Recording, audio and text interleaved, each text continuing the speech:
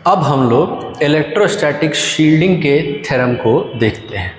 अगर uniqueness theorem समझ में आ गया है तो उसकी मदद से इस स्टेटमेंट को प्रूव किया जा सकता है। पहले ज़रा इस स्टेटमेंट को रिवाइज किया जाए। मान लीजिए कि मेरे पास ये एक कंडक्टर है जिसके अंदर एक कैविटी है। कैविटी के अंदर ये चार्ज क्यू रखा है। ये कैविटी के सरफेस पे तब कुछ चार्ज डेंसिटी आएगी और उस सरफेस चार्ज डेंसिटी को मैंने सिग्मा कैविटी के नाम से रख दिया है। मान लीजिए कि कंडक्टर पे खुद कुछ चार्ज था और इसके आउटर सरफेस की चार्ज डेंसिटी को मैं सिग्मा OS से रिप्रेजेंट कर रहा हूँ और इस कंडक्टर के बाहर भी कुछ चार्जेस थे। मैं सिर्फ एक बाहर का चार्ज कैपिटल Q दिखा रहा हूँ।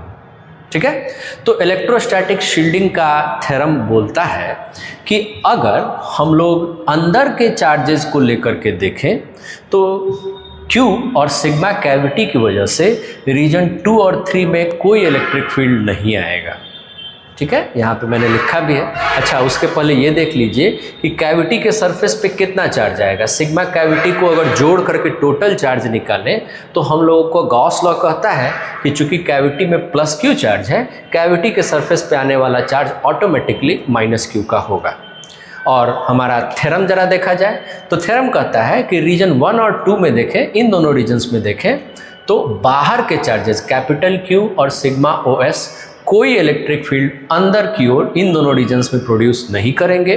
और रीजन 2 और 3 में देखा जाए तो अंदर के चार्जेस Q और सिग्मा कैविटी मिल करके कोई इलेक्ट्रिक फील्ड प्रोड्यूस नहीं करेंगे। इनके इलेक्ट्रिक फील्ड का वेक्टर सम 0 होता है। इस बात को हम लोग प्रूव करने जा रहे हैं और यूनिकनेस थ्योरम का इस्तेमाल करेंगे। देखिए प्रूफ कैसे चलता है। इमेजिन कीजिए कि ये मेरी एग्जैक्ट सेम शेप की कैविटी है। ठीक है, पिछले फिगर में जो कैविटी का शेप था, मानिए कि एग्जैक्टली सेम शेप की कैविटी है। उसके अंदर एग्जैक्ट सेम पोजीशन पे चार्ज Q रखा है और ये कंडक्टर बाहर का कंडक्टिंग मटेरियल इन्फिनिटी तक एक्सटेंड करता है। तब गॉस लॉ कहता है कि Q अगर चार्ज यहाँ पे है तो इनर सरफेस पे आने वाला टोटल चार्ज, कैविटी सरफेस पे आने वाला टोटल चार्ज माइनस Q का होगा। और हम लोग जानते हैं कि किसी भी कंडक्टर के अंदर इलेक्ट्रिक फील्ड 0 होता है, यानी कि कंडक्टर के अंदर के किसी भी पॉइंट पे हम लोग देखें तो ये वाला चार्ज और ये वाला चार्ज दोनों मिल करके 0 इलेक्ट्रिक फील्ड प्रोड्यूस कर रहे होंगे। अगर ये बात समझ में आ गई है तो धीरे धीरे हम लोग कंडक्टर के आउटर जो सरफेस है उससे मटेरियल को निकालते चलते हैं, धीरे धीरे चिप अवे करते चलते हैं। और ये काम करते करते बाहर के मटेरियल को हटाते हटाते हम लोग इस तरह के शेप में चले आते हैं जो कि ओरिजिनल शेप था। ठीक है, तो अब मैं ओरिजिनल कॉन्फ़िगरेशन ऑफ कंडक्टर की ओर लेकर के चल रहा हूँ और इस कंडक्टिंग मटेरियल को हटाने में मैंने कोई इलेक्ट्रिक फोर्स नहीं लगाया है, यानी कि अंदर के चार्जेस पे कोई फोर्स नहीं फील हुआ है और ये चार्ज डिस्ट्रीब्यूशन एग्जैक्टली वैसा ही रहेगा, जिसकी वजह से रीजन 2 और 3 में अगर हम लोग देखें तो अंदर के इन दोनों चार्जेस की वजह से नेट इलेक्ट्रिक फील्ड 0 का मिलेगा। ठीक है, अब जरा बाहर के चार्जेस की बात करते हैं। तो मान लीजिए कि ये कंडक्टर है जिसके अंदर कोई कैविटी नहीं है और कंडक्टर का शेप मैंने ओरिजिनल शेप जैसा ही परफेक्ट लिया है। उस पे चार्ज डेंसिटी भी उतनी ही दी है, टोटल चार्ज उतना ही दिया है और बाहर का चार्ज भी एग्जैक्टली सेम लिया है। तो वंस अगेन कंडक्टर के अंदर इलेक्ट्रिक फील्ड 0 होता है। ठीक, यानी कि अंदर के किसी भी पॉइंट पे हम लोग देखें तो इस चार्ज और इस चार्ज डेंसिटी के द्वारा प्रोड्यूस नेट इलेक्ट्रिक फील्ड 0 का मिलेगा।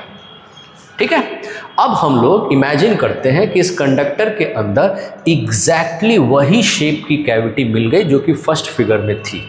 अगर ये कैविटी को हम लोगों ने क्रिएट कर दिया तो भी हम लोगों को बाहर के इस सरफेस चार्ज डेंसिटी को ऐसे डिस्ट्रीब्यूट करना है ताकि कंडक्टर के अंदर इलेक्ट्रिक फील्ड 0 हो। ठीक है। और यूनिकनेस थ्योरम कहता है कि कंडक्टर के अंदर इलेक्ट्रिक फील्ड जीरो इंश्योर करने का सिर्फ एक तरीका हो सकता है, और वो तरीका हम लोग यहाँ पे इनकाउंटर किए हैं। इस सिनेरियो में जैसे ये सिग्मा OS डिस्ट्रीब्यूट हुआ था, ऐसा था कि कंडक्टर के अंदर इलेक्ट्रिक फील्ड जीरो था।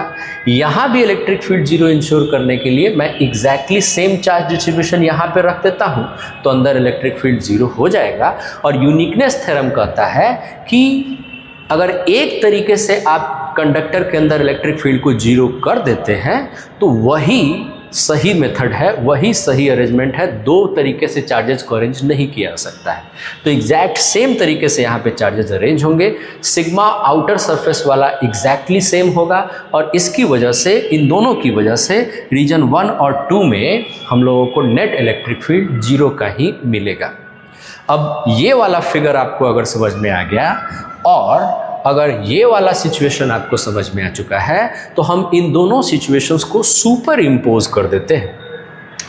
अंदर कैविटी भी बना दिया, चार्ज यहाँ पे क्यू दे दिया, यहाँ पे सिग्मा कैविटी दिख रही है, बाहर का भी डिस्ट्रीब्यूशन है, और इन सारे चार्ज कॉन्फ़िगरेशंस को सुपर इम्पोज कर देते हैं।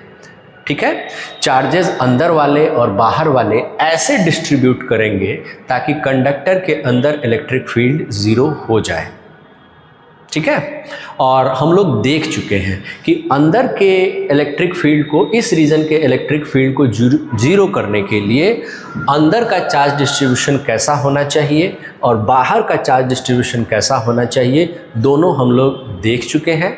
हमारा यूनिकनेस थ्योरम कहता है कि अगर आपने कोई एक तरीके से कंडक्टर के अंदर का इलेक्ट्रिक फील्ड ज़ीरो कर दिया तो वही हमारा फाइनल कॉन्फ़िगरेशन ऑफ चार्जेस होगा। कोई दो अलग अलग तरीके से इस कंडीशन को इंश्योर करते हुए चार्जेस को अरेंज नहीं कर सकता है। ठीक है, तो ये मेरे इलेक्ट्रोस्टैटिक्स के शील्डिंग थ्योरम का प्रूफ है। थोड़ा सा ट्रिकी प्रूफ है, लेकिन ये JEE एडवांस के सिलेबस से बाहर माना जाता है, और फिर भी चूँकि इंटरेस्टिंग डिस्कशन है मैंने इंक्लूड कर लिया है।